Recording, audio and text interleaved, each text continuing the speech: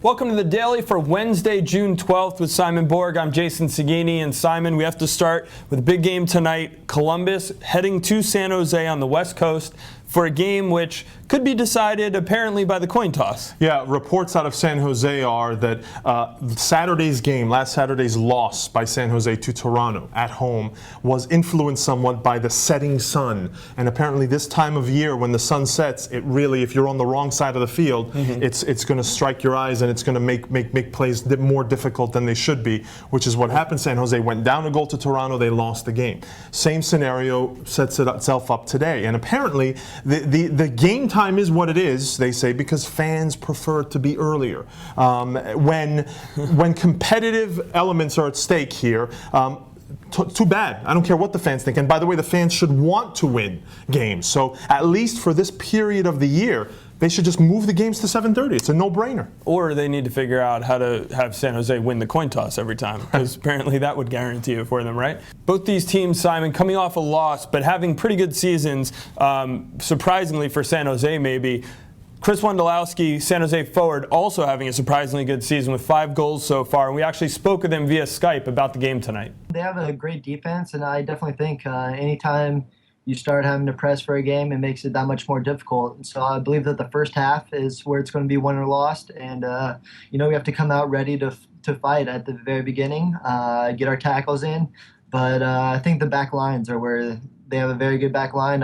We have a lot of faith in our back line. So they have some good attackers as well. So I think that's going to be the 2 key points to watch there. The appetizer for the Columbus-San Jose game tonight is New York hosting Houston Dynamo. And Houston in the midst of a very tough week, having to go to New York on Wednesday, to LA on Saturday, Simon. That's a really tough week. How do you deal with that if you're Houston? Well, the way they've been alternating wins and losses the last 10 games since April, they're due for a win tonight. And I think, by the way, they'll get it, because the Red Bulls are a team that, despite whatever tinkering they've been doing, Hans Bake's been doing, hasn't really clicked since that hot start they had in the beginning of the year, beginning of the season. They've kind of tapered off and have become the team that we thought they would be. I thought they would be. And Hans Bake now, criticizing the referees, getting fined for it, and another coach is doing the same, Ziggy Schmidt. I don't know, with these coaches, it reeks of desperation.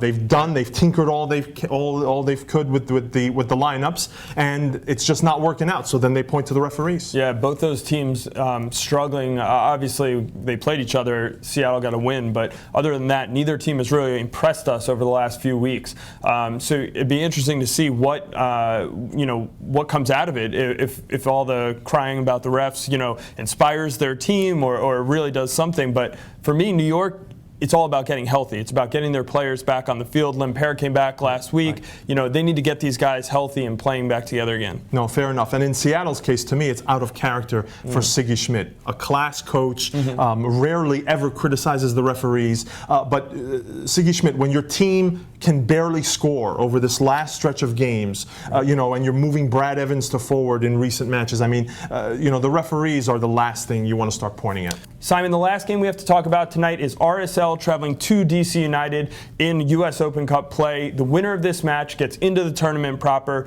DC United has a long history of US Open Cup success. Do you see them knocking out the defending MLS Cup champs? It's tough to pick against Salt Lake, because this is a field that I think sets itself up great for Salt Lake and their style, their passing style and possession style, wide field at RFK. So I think whoever they put on the field, and I think we'll see both teams managing their rosters with another game between the two teams on Saturday. But I think whatever team they put on the field, Salt Lake is the favorite.